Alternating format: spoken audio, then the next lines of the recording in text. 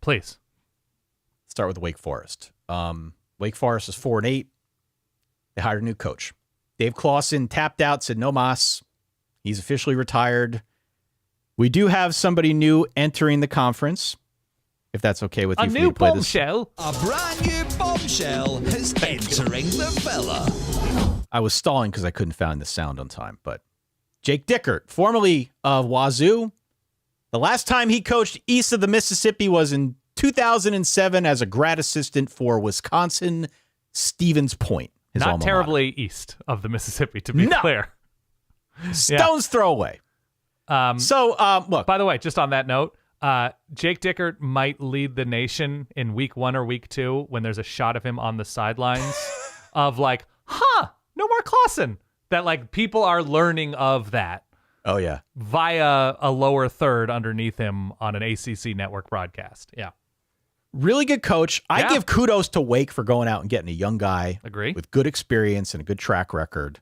I read like 6 Wake Forest previews. I watched a bunch of videos online. Everybody has called out the energy that he's brought to the program. You know, this is one of the tropes. Yeah.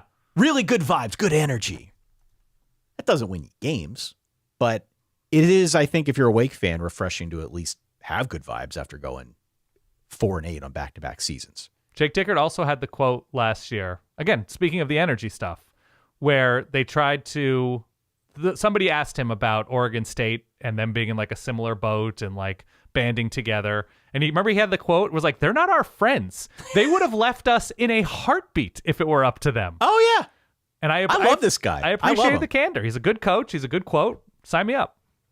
Very clearly a rebuilding situation. 33 incoming transfers. If you add them to the mix, technically, 11 starters back for Wake. Okay. Good thing. Technically. Good thing. But changing the offense, the defense is going to give up like 31 points a game. They're going to be dogs in 8 or 9 of their games this season. So it's a rebuilding thing. There are no expectations. The schedule actually sets up pretty well. It's a good schedule. And so I guess my burning question here is, how much can you translate that energy into? Can you hit the over? 4.5? Can you get to 6 wins and somehow, draw an inside straight your way to a bowl game? I don't know. Okay. But at least the energy here is something that a lot of people have gravitated towards in the early going. Now, there are issues, obviously, about the roster. I don't know how deep you want to get into Wake Forest. I've got plenty of other notes, but that's where I'm at with this team. Yeah, Wake Forest, if they are decent, and I still have a lot of questions about using that word given where the quarterback room is in this moment and how many new faces are there, they have the advantage of being, perhaps rightfully so, immediately overlooked, right? Sure. That they become like the ACC look ahead this season. Maybe for good reason. Maybe they're a great value buy because they're keeping games close that they shouldn't because whoever, NC State or Virginia Tech or whoever's on their schedule is looking past them because they have Clemson or Miami or SMU, whoever.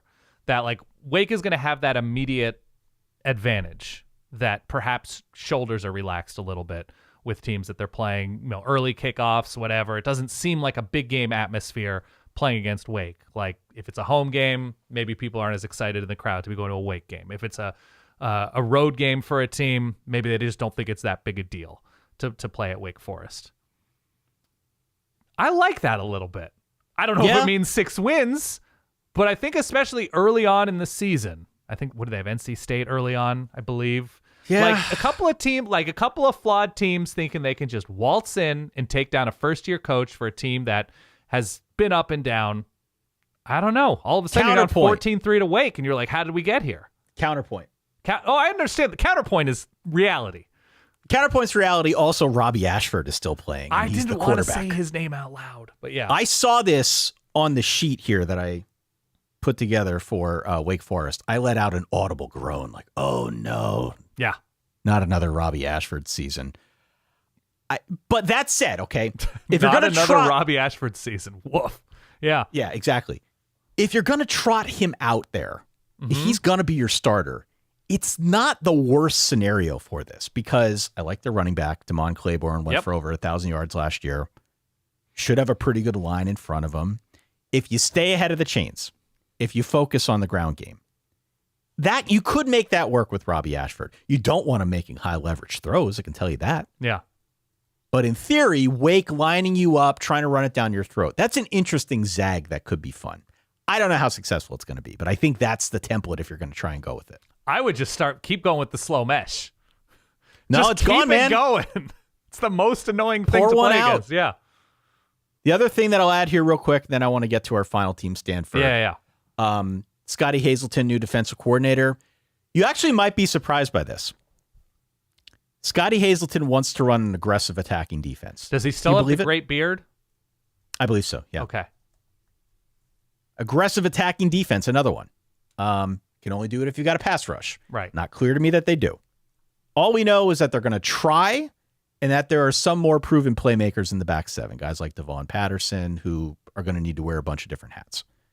So, curious. Not willing to fully write off Wake. They're not winning the conference. This is clearly a rebuilding thing. I don't care if they go 3-9. Hold on. Let me write this down. They're not winning. Wake is not winning the ACC. I know. I'm going out on a limb. Okay. But I like Jake Dickert. As do I. I like his energy. Everybody likes his energy. Yeah. What I really want from this team is I want a very obvious offensive identity and vision, because I think that's the blueprint at Wake, a place like Wake, whatever. Like, here's what we do. Here's how we recruit around it. They don't need to run the triple, and they don't need to do something terribly crazy, but they need to be well coached, and they need to okay, this is the type of system we have in place.